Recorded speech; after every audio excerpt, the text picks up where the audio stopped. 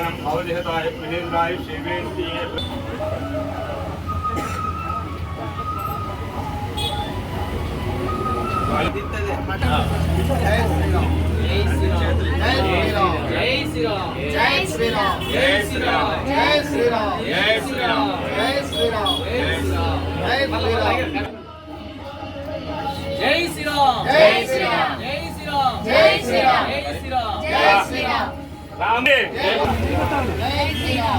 పద్ధతిలో రండి, నిదానంగా రండి. అందరికీ అన్నప్రసాదం చాలా వండారు, తొందరపడి రండి.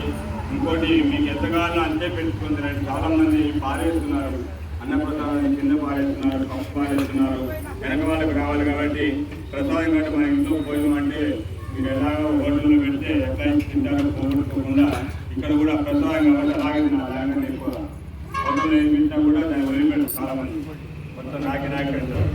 ఇది ప్రసాదం కాబట్టి ప్రసాదాన్ని మనం ఎంతవరకు తినాలో అన్నీ పెట్టుకుని తినాలి. ప్రసాదం అన్నం కానీ, కూర కానీ, పప్పు కానీ, చారు కానీ.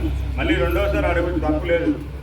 అడిగితే మళ్ళీ పెడతారు, మళ్ళీ వడ్డించుకోండి, మళ్ళీ తినండి. ప్రసాదంగా కడుపునిండా తినండి, మంచిగా తినండి, సంతోషంగా తిని సంతోషంగా ఇంటికి వెళ్ళాలని అందరూ ఆ స్వామి యొక్క అభయం.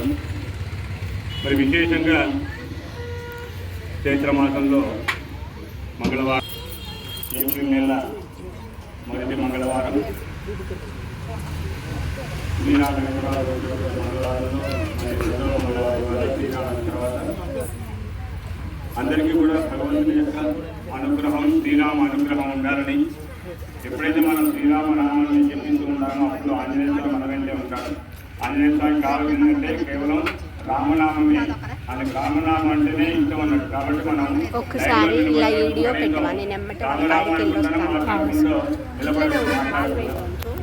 ఇంకా ఎప్పుడు పెడతారా వీళ్ళు రామరామ అనుకున్నా అనుకోవచ్చు.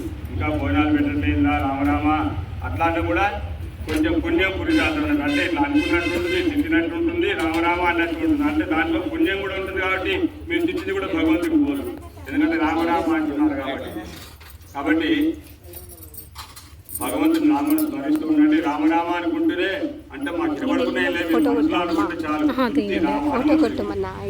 మనసులో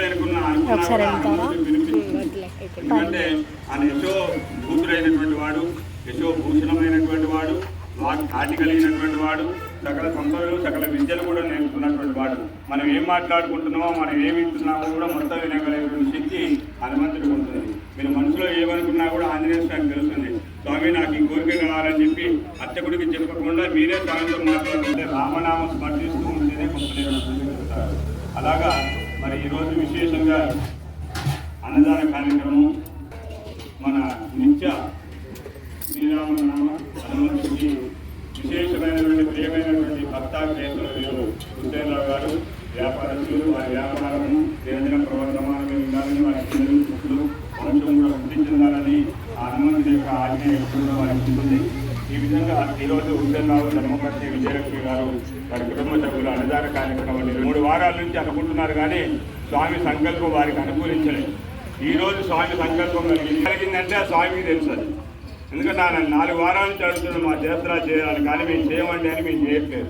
ఎందుకు చేయట్లేదు అంటే మేము చేయడం కాదు, పొరపాటు. అది ఆంజనేయ స్వామి ఆపుతున్న మాట్లాడు, అది ఆయనకు కూడా తెలుసు.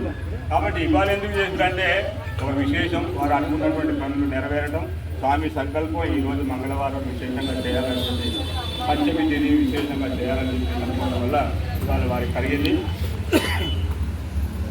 అదేవిధంగా గారి నారాయణ గారు, చంద్రకళ గారు, ఇట్టే గౌరపాద గారు, మాసే ప్రసాద్ గారు, రోజు కూడా సులోచన, ఉపేంద్ర వాళ్ళు, లావణ్య, బెల్లంకొండ కిరణ్ కుమార్ గారు, రమ్య దంపతులు, వీరు ఇలాగా కొంతమంది భక్తులు కూడా మనకి అన్నదాన ప్రసాదానికి వారానికి ఇంతగానే ఉంటుంది. ఒక దాత మొత్తం ఈరోజు మొత్తం కూడా ఈ దాతలు నిర్వహిస్తారు.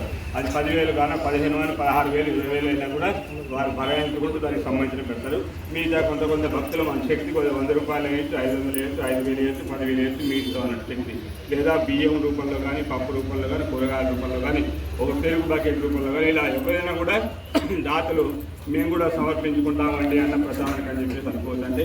ఇప్పుడే ఇవ్వాలని లేదు, మీరు సంకల్పం స్వామికి చెప్తే స్వామి ఓకే అయితే స్వామి మీకు అనుకూలంగా ఏదో ఒకటి ఇస్తాడు, ఆయనే తీసుకుంటాడు. ఈరోజు హుస్సేన్రావు గారు అన్నయ్య గారు అన్నదాన కార్యక్రమం రేపు మంగళవారం లేదు కాబట్టి ఎవరు రాలేదు కాబట్టి ఆ స్వామి ఈరోజు వారి సంకల్పం కలిగింది. ఎందుకు కలిగిందంటే ఈ రకంగా కలిగినాను అంటే మనం అంతా కూడా మరి 4 వారాల నుంచి అనుకుంటున్నా కూడా స్వామి అనుగ్రహించలేదు. ఇవాళ అనుగ్రహించిన ఇవాళ తినాలని ప్రాప్తం కలిగింది వారి ప్రసాదం. అలాగే తప్పకుండా నెరవేరుతాయని అభయమిస్తూ స్వామివారి యొక్క అనుగ్రహాన్ని మీకు అందజేస్తూ జై శ్రీరామ్, జై శ్రీరామ్. అన్నదాత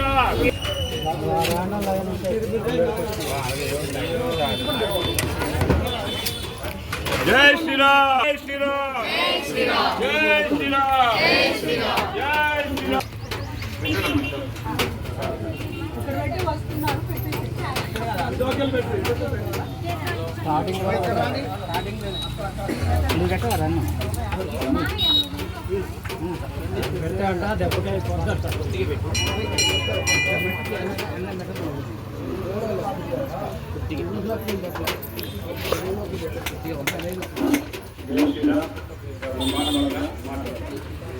కమిటీ వారందరూ కూడా స్వామివారి యొక్క ఉండాలని ఇలాంటి సేవా కార్యక్రమాలను మరింత విశేషంగా జరిపేదానికి